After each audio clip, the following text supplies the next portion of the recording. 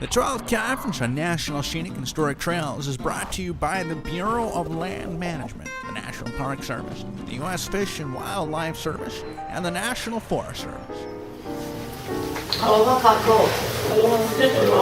This is what I look like. I just said the light bothers me, so I have to wear my glasses. This is what I look like. You're not missing anything. But Teresa asked me to do something, and I kind of skipped something while I was sitting down there, so bear with me. Aloha kako means hello and love to all of you. I do speak the native language, but if I were to interpret what I said, it would take too long. I only have 5 minutes. My father is Herbert Emmett Kihoi. He comes from Waimea on the island of Hawaii. My mother is Sarah Punohu Davis, and she comes from a little town called Honomalino, Opihali on Big Island. I'm very much grounded on the island of Hawaii. My name is Levi Kihoi. I'm married to an Irishman called John Gunn.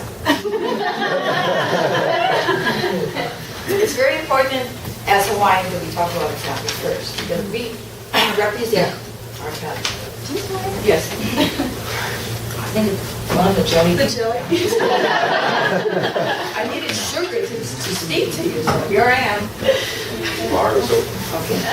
Real quick, you guys got to get out there and have fun.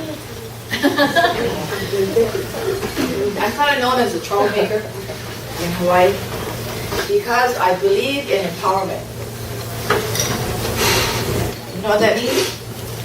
He's a troublemaker. Empowerment means that you need to get out there and make changes. Okay? And I'm going to give you 5, and I teach this stuff. And I teach it well because I have students that are out there making big time changes in Hawaii and on the East Coast, on the West Coast.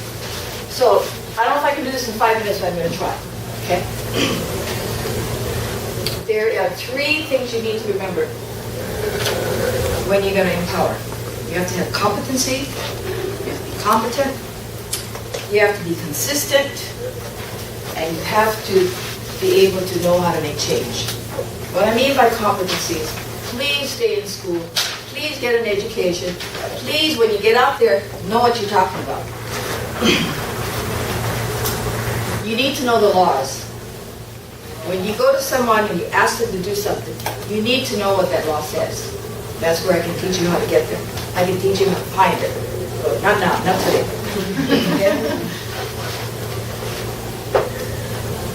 You need to please complete your education. At least get a college degree, finish high school, but get out there and try to make changes. They'll listen to you. Second thing, you need to be consistent. When you go to ask someone to make changes in your community, you have to follow through on it. You can say, you know, I want to make an appointment with you because I want your help in helping us with the trail. If you tell them you're going to be there at 5 o'clock or 12 o'clock, be there half an hour earlier or 15 minutes earlier. They're going to like you for that. Because they like young people. They don't want to look at me. They want to look at you because you are the future. So when you make appointments, and I'll talk to you about this, keep your appointments, get there early. Okay? And so when you tell them something, follow through on it. Competency and consistency, 2 very important things you should know. Change. How do you make change? Does everybody know what the Constitution is all about? What's the reason for a Constitution in your state? In the state or just in your state? Basically to maintain law and order, I guess. Right and wrong? Anybody else? Anybody else? Anybody else know what the importance of the Constitution is in your state? Wow. It's intimidating. That is the most important. Does it authorize the body at that level below the federal government to We're talking state. take care of We're itself? talking state. Right. Yeah. We're talking state. Yeah. Well, State. also to preserve like the culture and the traditions of different. Yeah, you're getting good. most important document in your state. I'll tell you what. If you look at it really closely, it's going to dictate to yours. I was a Senate attorney, which means I advise the senators in my state whether they're writing a law that's constitutional. So why am I doing that? Come on, you guys. So feels. I mean, I write laws, okay? I can make something legal in one moment and illegal in another moment. Why? What am I doing? Listening to. But if you're going to put all the effort into writing, if a senator is putting effort to pass a law, which takes a long time to even get to that point, then you want to have it be something that is going to be passable and it's going to already be consistent with the Constitution. Oh my God, that's wonderful. I'm finished. That's great. That's so important for all of you as trail people to protect your trails. Because I would love to go into the Hawaii Constitution because we were instrumental in keeping things culturally important in trails in our Constitution. If you can, every law that's passed in your state has to be constitutionally valid. It cannot go against the Constitution. So I ask all of you here, go home, look at your state constitution, because your senators and your House of Representatives has to follow the Constitution. That's very important for you trails in the state. The same theory is important for the federal level. The reason these federal guys are here and they work here, they're following the laws. In a minute, I can change the laws so that they can change their jobs. I mean, I'm serious. Can you give us more money? It's not that easy, but that's what I do. Okay. So, what I would like to train you in the future in teaching you the law, and then when you go into your senator, this is inconsistent with the Constitution. Or we as a group want this change because 500 of us in school, believe in this. Or I'll teach you how to write testimony, how to influence your congressional team, your state senate. It's all based on the Constitution. Okay? So, long story short, know the laws in your state. Know where the power is. Look at your state laws. Go to your state legislature. Figure out what senator is in charge. In our state, I'm not sure that it's Department of Agriculture, but there's different committees in every state. If I knew I was going to do this, I would be more prepared. I would bring all the committees in the state, and you're going to find out who's the chair of the committee that helps run it. Well, for us, it's DLNR. And they're under state recreation. So you have to figure out, in summary, okay, I'm not going to spend that. In summary, go home.